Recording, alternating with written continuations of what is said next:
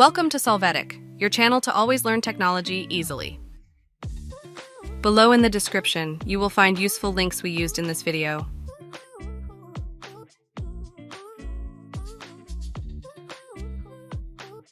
Today at Solvetic, we will see how to turn off Safesearch on Google Android. We start by opening the Google app. After that, we click on the user icon. Next, we enter the Safesearch option.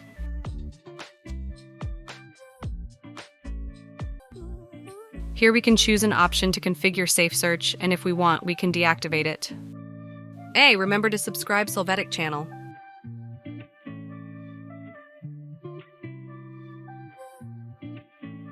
We hope it has been helpful for you. Here are links to watch more videos of your interest and subscribe to the Solvetic channel. Thank you.